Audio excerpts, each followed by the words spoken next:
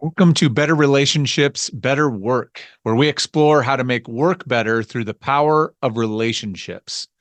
My name's Jason Lauritsen. I'm the author of 2 books, a leadership trainer and speaker on a mission to fix how we treat people at work. Now, this episode is kind of a reality check for us all. It's reminding us that every relationship requires work. You can't only show up for the good stuff and expect to build strong, trusting relationships that last.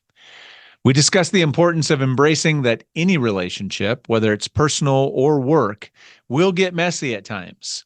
And that makes extending grace and sticking with the relationship so important when it happens.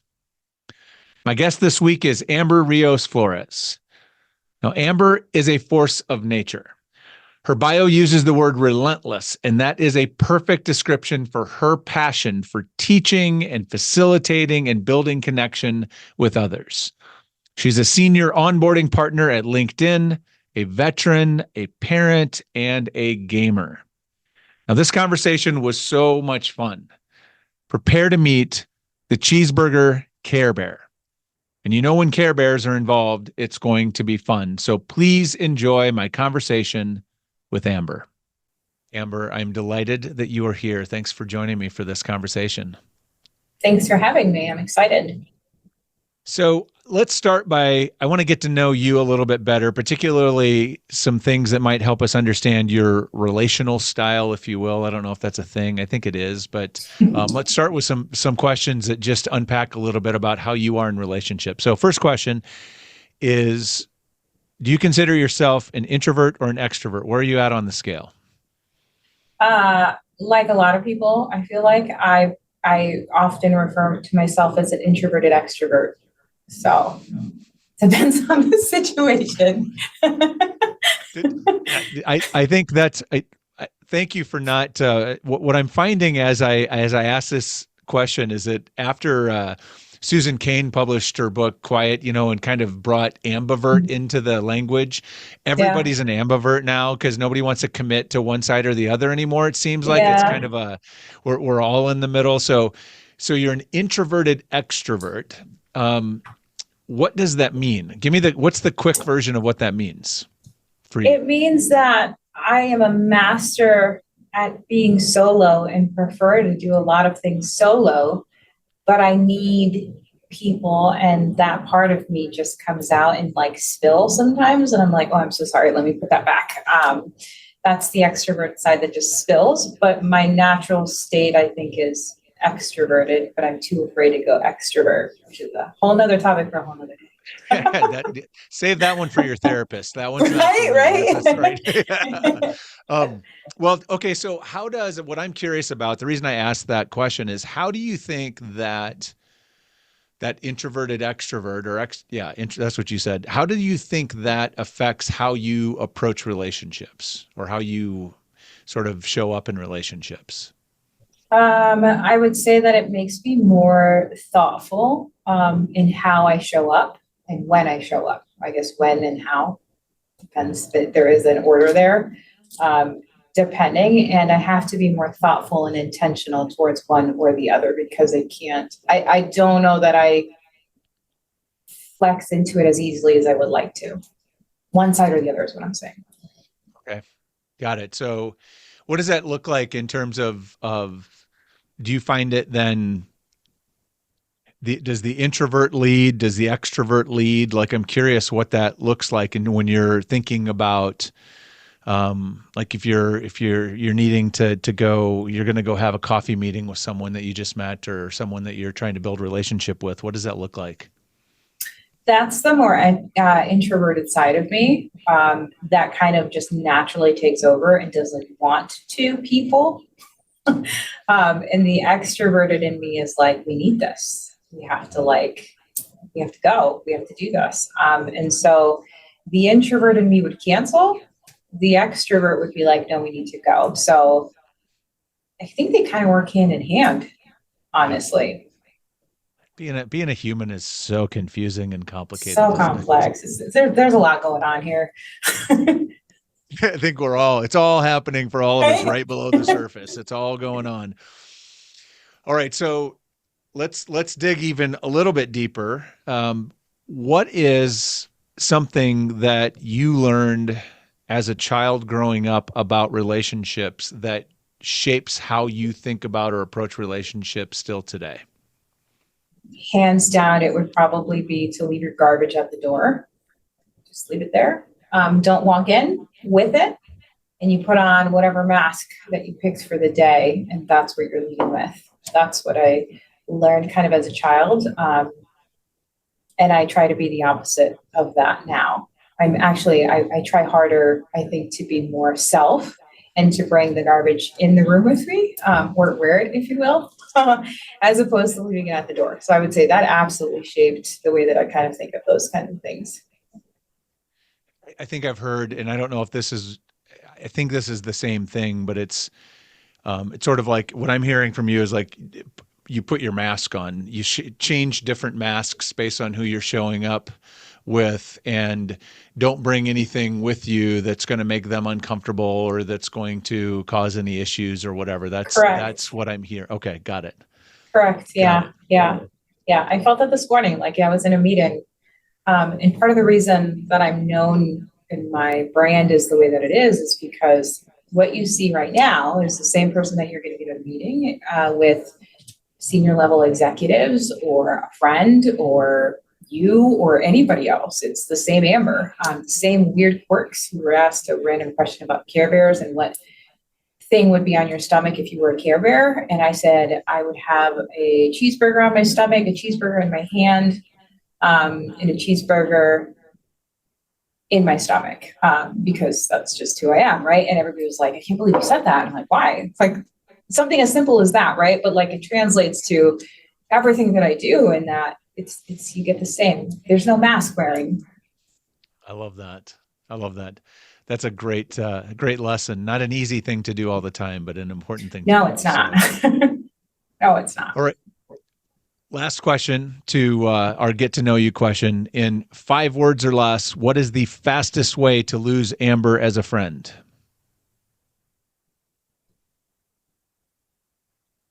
Being dishonest. Hmm, pretty straightforward. Yeah. Pretty important. You kind of capped me at 5 words, so I'm just being honest. It's like it was either that or I had 2 paragraphs ready, Yeah, but you yep. get the short one. It is what it is. All right.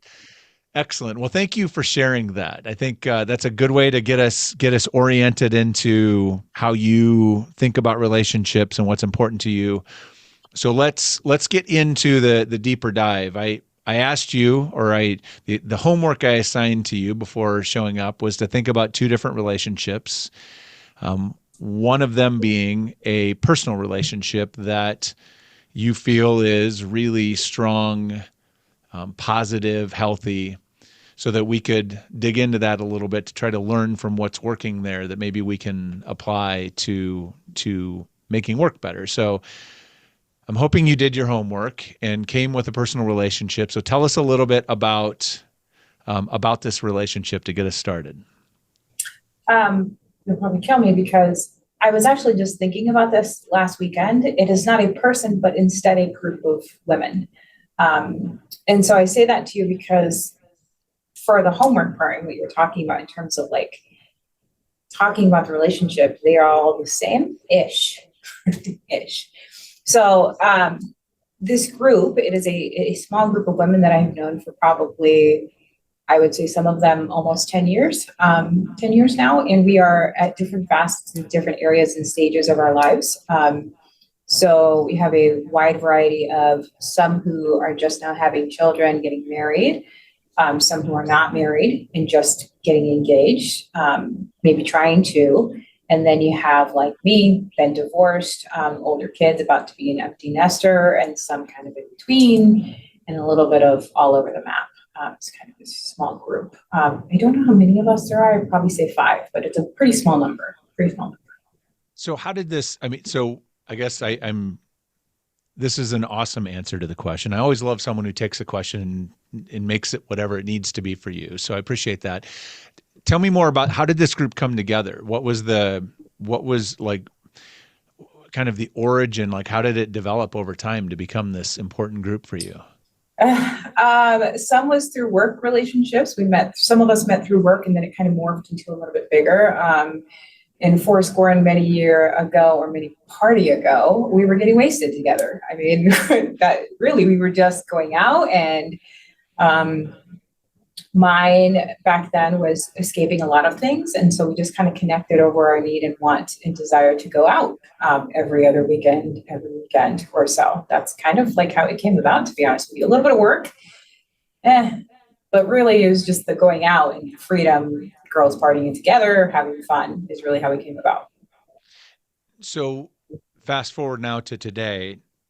This group is the group that came to mind as this positive, healthy relationship for you. What is it about this group that made them stand out? What do you value most? What do you get from these relationships? Growth. It's we just had a tea party this past weekend, so they are fresh in mind. And it was very reflective after leaving, because I just was able to, the awareness that I had to be able to recognize the group and where we stand right now is pretty awesome. We are now, flash forward to however many years it's been, grown up, if you will. A lot of things have changed for a lot of us. And I've had some of the most real, raw, open conversations I think I've ever had in my entire life. To give you just some small examples, in my own struggles, I kind of pulled away from the group because I'm one of the first to go through as the empty nester, and my similarities aren't necessarily falling in line with the rest of the group. So I'm trying to figure out what is my place in this group. I'm about to move out of town. I've been struggling with it. And so I kind of pulled back, I isolated a bit, and then figured out, actually, no, I can actually have conversations, and chose to have them in person to say, hey, I can't do the party thing because I have a problem with, like, maybe I don't want to be around alcohol. I still struggle. Also, I don't know where I fit in the puzzle. And so that's why I've been kind of non-existent. And it fostered like this amazing, beautiful connection of, oh, okay, that makes a lot of sense. And like, I've got little kids and I can't always be around, but I now have that bandwidth to say, I will come to you. It's cool that you have kids. I don't care. Like, cool. Your husband's home. I don't, okay, I'll see you later. I can offer that space, but then also something was bothering someone. I thought I had cut off a friend, for example, like I had interrupted her. I've been working on my listening skills. And we were all talking, and we were talking about something very like kind of difficult. And I felt like I interrupted her. And in reflection on the way home, I was like, oh, I really just don't like that. So I called her. I left her this awesome, super awkward voicemail saying such because she didn't answer. Even ended it with a, okay, thanks, bye. And she called me back and said she read the voicemail, of course, because the technology that we have. But she said, you know, sometimes you do interrupt. And so I appreciate the fact that you did acknowledge that, and you didn't this time, but I appreciate that you're acknowledging that. And I was like, oh, and it was like, ew, you're not supposed to say that. Like, that's true. You're supposed to be like, no. But like, at first I was like, ew. And the old me probably would have been like, I'm kind of done with that conversation. But instead I was like, that's really cool. And the space that I can have that is very unique, that we can have these transparent, difficult, raw conversations that, 10 years ago we hid from. We would have never dreamed of having these conversations, and it's pretty incredible. So that's why. And there's a group of them. That's pretty awesome, to have that kind of a group of people for that. So when you think about this group that represents this relationship that we're talking about, what would you say you've learned about positive, healthy relationships, or how to have them through your experience with them, that you've been able to maybe apply elsewhere, or that's been helpful to you in other relationships? What have you taken from your relationship with these women? Probably a couple things. I think the most important is that any good relationship in any sort of facet takes work. And you can't just show up to the table and be like, hey, Jason, like, you should be doing all the work. And if you want to have a difficult conversation, I'm super busy and not about it. It's just not going to work. And the conversations that you have that are real, but also are built around listening, being the component, acknowledging the other person, and then saying, in the words of my therapist, like, you can't control the way someone's going to react to what you say. However, you can control how you respond to it, right? So it's a matter of like, just in me feeling, I don't even like using the word attacked, but like in that split moment when she was like, you actually do that. And I was like, you're not supposed to admit that, right? Instead of like taking that home and being like, shutting down the conversation, because I've done it in the past, right? When somebody was real and raw with me and I wasn't ready to hear, don't ask the questions that you don't want the answers to, is to be receptive to it. You have to have an open mind and be in this space that warrants and allows that conversation, or else you're just basically running up against a wall repeatedly and saying, I don't understand why things aren't changing. Mm. That is a very good lesson and a very difficult one to learn, I think, for most of us. It takes time. Excellent. All right, so that was personal. Let's talk about the second one. Let's talk about a work relationship. And so I asked you to come prepared to talk about a significant relationship that was formed at work that's had a positive impact on you or your career. So tell us a little bit about that relationship. Her name is Sarah, and Sarah started on a team that is separate to mine, works closely with. Organizationally, we work together, but she's on a separate team. And she, by her own accord, is and can come across somewhat abrasive, very straight, very direct. She came from a very corporate background. So where I work, obviously the flavor is different, the culture is different, it's more conversational and not, corporate. It's very like, you don't make friends at work. That's the kind of thing that she came into. And I even remember when she first started, she was like, yeah, I don't have work friends. And I was like, that's weird, but cool. And I am wildly opposite to that. So that's how we met. So we work together pretty closely, even though on different teams, but I help kind of support her. So talk to me about the impact of this relationship. Maybe tell us a little bit more about what the relationship looks like today and kind of what impact it's had on you. Yeah, it's been an interesting dynamic between the two of us, because from a business perspective, we couldn't be even in person. Aesthetically, all of the things we are, if you put us in a room together and you were like, tell me which ones are the closest friends, no one would probably pick us out. And we laugh about this all the time. And even when I met her mother-in-law was also just as surprised. From the business perspective, because of the way she is, even though I can turn on my like business speak, I can clean it up and do the whatever, the mask, if you will. There's a different approach that I take, and mine is built around relationships. I recognize that, ironically, for this, I wouldn't be where I am right now in my career if it wasn't for the relationships that I formed. And she hasn't really needed that space. And so it's a very much sort of approach where just do what I tell you to do is kind of how she thinks, right? And gets annoyed and frustrated and otherwise. And her communication style follows suit. Whereas mine is cherries and rainbows and roses, because everybody has a different way of being able to, there's a different way to deliver it, right? And also building those relationships will sometimes smooth over things like that, where it allows you the space to send a more direct email or communications or something to that effect. So over the last couple of years, I have learned to be more direct and straight and to the point where I needed to be, where I would often let other people walk all over me and allow things to happen that I just was like, I don't like, no, where she would kind of build me up in that sort of work relationship to have that. And I came in and taught her how to make friends at work, for one, and taught the difference in relationship building and how much of an impact it makes. So for example, she was tasked at one point with a business leader. And I said, and my recommendation was, did you even try to just have a conversation just to get to know them first? Well, why would I do that? Well, a lot of reasons I get. I mean, for me, it's like common knowledge. I'm like, it just makes sense. But I actually had to like pause and take a step back and kind of explain. And in the moment she did that and started kind of exploring some of those routes, it started being a game changer. And now she leans on me to like double check the comms that she sends out, right? Just to make sure, like, is it too direct? And we were in a meeting yesterday And I literally was messaging her in real time. And I was like, teacher, speak, because her voice changes and we laugh about it.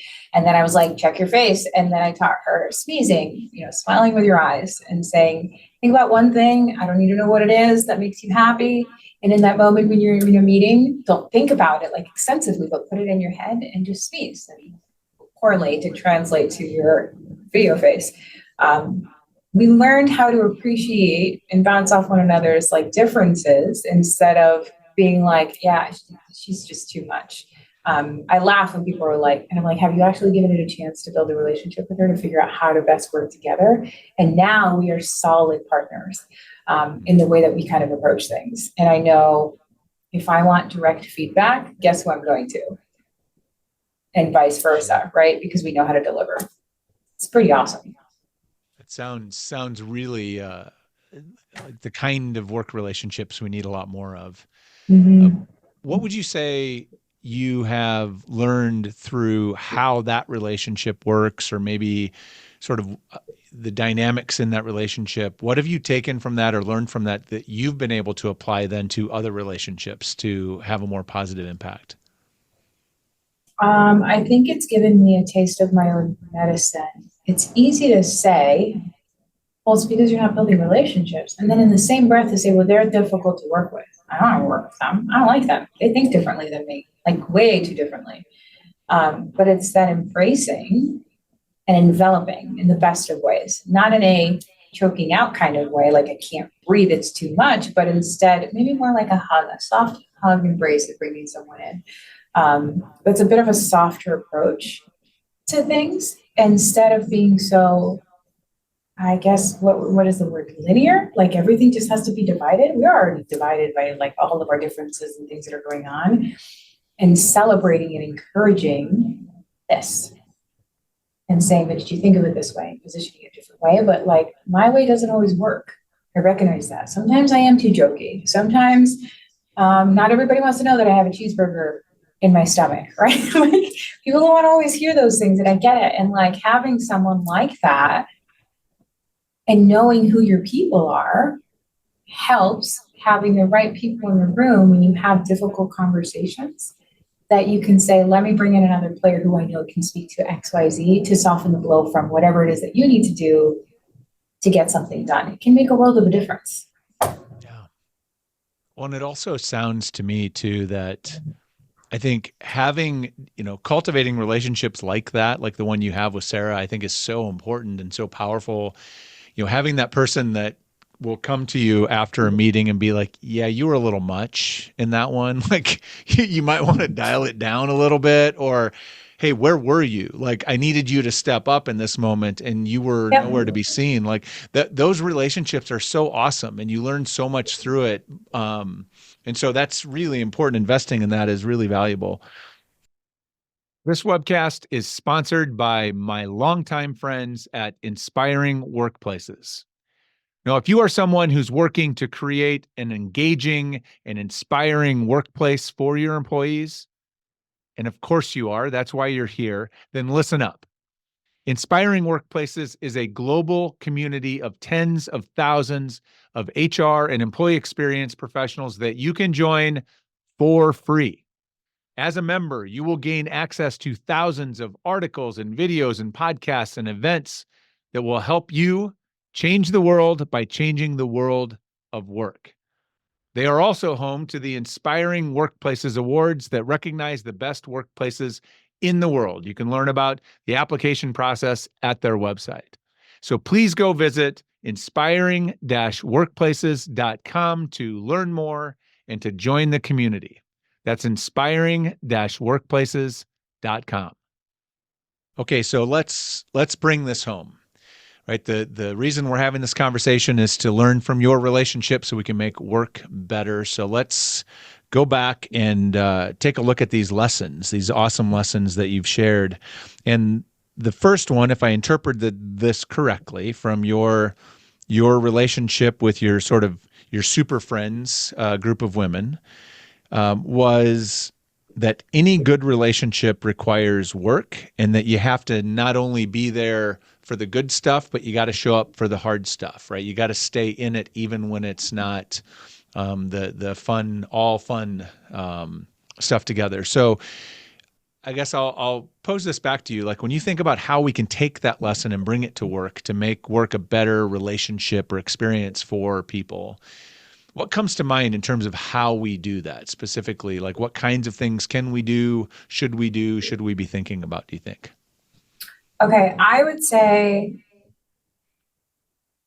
giving grace to yourself and to the people that you're working with, because in whatever situation, whatever it is that you're trying to do, it's going to get so ugly. Based on what you just said back to me, I'm thinking back to this Supergirl group, Superwoman group, and it got so messy and so ugly at one point that I didn't even know if we were even going to be friends. In fact, there were some behaviors that I was like, I probably wouldn't be friends with me. I understand. And yet here we are, like many years later, thinking back, because we stayed and we stuck with it. There it is. We stuck with it, and we were willing to say, yeah, this kind of sucks. And I don't really like how this feels. I don't really like what you're doing or I'm doing. Maybe we didn't recognize at the time, but we stuck with it. Because of that, we built something beautiful. And that can be translated into any sort of relationship, specifically work, that it definitely has to get ugly sometimes, and you're going to fight some fights. You may not have anybody on board with you, but you don't know what the outcome is going to be if you just give up and you just throw in the towel and you're like, it's gross. I don't like it. Well, and I loved the example you offered earlier is, I think, a really powerful one. That I think when we care about what we do, when we're invested in our work, and we try to bring our full cheeseburger Care Bear self into everything, we sometimes we knock people over by accident, or we say things. And I mean, this is work relationship or personal relationships. And then when that happens, the key thing is to circle back, right? Stick with it, right? Come back and say, listen, I'm really sorry. I got a little fired up there. I shouldn't have, whatever. I talked over you, or I stepped on your idea. That wasn't fair. I didn't understand. Own it and lean into that relationship. I think that's what sticking with it often looks like. Is you're going to have those moments. You're going to have bad days. I love, I think it was Brene Brown. At one point, I heard her talking about how having this idea in your mind that, like, everybody is doing the best they can, given what is in front of them at that moment. And there's days when we are not we're not as best as we want to be. It is what it is. Yeah. And so I love that as a lesson. So give grace, apologize when you need to, stick with it. That's awesome. I might add one thing that's really important to that too, just in hearing you kind of say that back, is also in embracing the suck. There's a lot of us, who, myself included, who, when it gets gross and uncomfortable, it just is like, ugh, I just get it off. I don't want it. But instead, when you embrace it, but also while you're embracing the suck, is also recognizing to not stay in that space too long, because that space, right, is where the negativity starts, the resentment, so on and so forth, all these other descriptive words that could derail things. So there's the ownership piece, but it's a sliver and a piece of a puzzle that can't take too much of it. Otherwise, you're going to go one direction or the other. And I don't know what the secret sauce is. I'm still messing it up every day. I like to say that I make better mistakes tomorrow, but I think it's an important part. Mm. That's really interesting. Unsurprising, I guess, that you would make I associate embrace the suck with military, because I've heard folks that have spent time in the military are the ones that tend to say that, because it's very real for them. So yes, I know. That's why it's like, it's not when I became familiar with it when my son was heading to the Marine Corps. There, embrace the suck. And there's something really that, like, if you can stay in it and get through it, that actually galvanizes the relationship often. And so there is real lesson in there. But my caveat, don't embrace the suck forever. Yes. A lot of people stay in the suck so long that it actually starts stealing away who they are. So yes. in relationships that matter, embrace it, but also make it better, right? Get through it. So that's an awesome lesson. Lesson number 2, you said, which I really I think is really important too, from your relationship with Sarah. Kind of what I heard you say, and I'm interpreting this back, so you can tell me if I got this right, but that lead with kind of thinking about how to embrace people or to bring them in, to build relationship first, invest in that relationship as a mechanism to make work easier or to sort of make things happen, as opposed to trying to go from point A to point Z in a straight line without any of the middle, is what at least I think that's what I heard, is relationship first. It's basically like every self-help thing that I've ever heard or somebody quote or whatever is talking about relationships, or not even, or is how do you get from point zero, how do you get from the start to the finish line? And where the common mistakes are made. I've seen it in business. I see it almost on a daily basis that people like come in and they're like, hey, I'm Joe and I'm going to change this and I'm going to do whatever, right? And we just go from there. And then we don't we're wondering like, why didn't it work? Where did we go wrong? And it's because you're so busy and you're so like quick to move because we just want to get things done. We want things done yesterday, that we don't have enough time to just pause and like set the foundation correctly, which is sometimes as simple as building a relationship. It is more often we hear, to the other part of what I've heard from self-help, is that people just want to feel heard. So why would it be any different in this sort of sense? If you want to get anything done, from the relationship with my teenager, to my superwoman group, to working with Sarah, to working with my boss, people just want to be heard.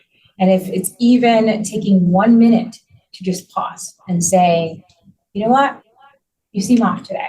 Or how was your day? Or I heard the weather sucks. Even if it's something like that may to someone else seem disingenuous, it's actually not. It's just taking a pause to see where that kind of comes, to lowering the guards down, because we are by nature and by the world that's created around us on edge all the time.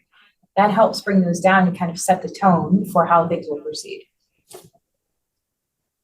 And I would add to that too, that the one thing I think to universally recognize, and I think it's interesting that you noted earlier, you thought that sort of Sarah had been able to get where she's gotten, or to a certain point, without relationships or without investing in relationships. And I would argue that she likely could have probably gotten a lot farther, a lot faster had she had relationships. And I would also guarantee that there are relationships that were in place that were helping her, even if she didn't notice that they were there, or they sort of happened almost by accident.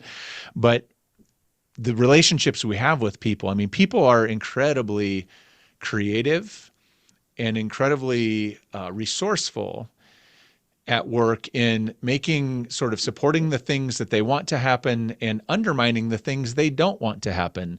And so just strategically, and as a matter of wanting, if you want to get things done or have an impact, if you invest in the relationships and build some friends and some allies and some people that want to support, that makes everything easier to have people that are supporting what you're doing. Because if you skip those people, you skip the relationships, you try to blow past them and go, which is kind of what I heard you sort of implying, is if we try to go straight past them, kind of like Monopoly, right? Go straight to the start or whatever.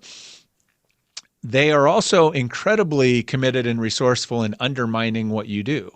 And you can, so it's like, what do you want? Do you want a team of people that are lifting you up and supporting you? Or do you want a team of people that would love to see you fail and are going to take little shots to make sure that everything is hard? So relationships are incredibly powerful in that way too. So I think sorry to interrupt you, Jason. I just thought about this and what you were saying. So like my intention with Sarah is not to say that I don't think that she's built relationships, but I figured out what it is that I was trying to articulate. It's that she clearly has had some sort of relationships to get where she's at. She's much more senior in her career than I am, to be very clear.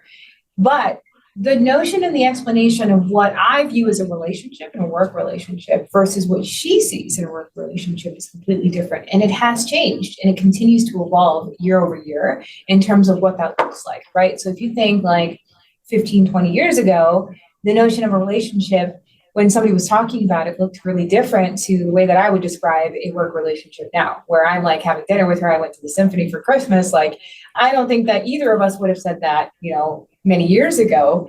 It's the change in where you are and the company you are. So I just wanted to make sure I added that piece in because I think that's important too. It is. It is. I mean, and I think there is the language we use too is really important and powerful in terms of there's different kinds of relationships, which we're not Yeah. going to have time to dig into today. Yeah. There's allies and there's sort of strategic sort of partners.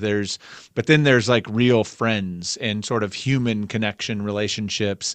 And that I think is what I mean, when you can get that, when you can find or glimpse or connect to that, right? When the cheeseburger Care Bear kind of version of you shows up and can invite them into that, and they can bring their sort of, unicorn, candy corn Care Bear into it, like that's where the magic happens, right? Everything Yeah. else flows out of that. So Amber, this is delightful. This is such great insight. And I am so grateful that you chose to spend some time and share your wisdom and experience with us. I really appreciate you being here.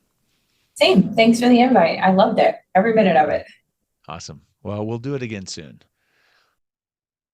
Hope you enjoyed today's episode. More importantly, I hope you learned something from the episode that can help you right away. Now, if you'd like to reflect on what you can learn from your own healthy, positive relationships to make work better, I've included a link in the description below where you can access and download what I call the relationship reflection exercise.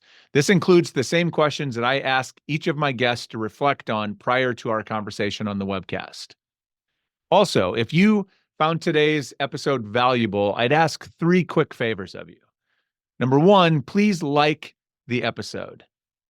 By liking the video and adding a comment if something spoke to you or stood out to you as really significant, you give me some great and valuable feedback, but you also help others find the video. I'd also ask you to subscribe to the channel. That does 2 important things. 1, it makes sure that you won't miss any upcoming episodes, and it sends me the message that you like the kind of content that I'm creating here. And finally, please share this video with someone who you think might benefit. What better gift can you give someone than the gift of better relationships and a better work experience? I'm really grateful that you were here today, and I look forward to seeing you next time.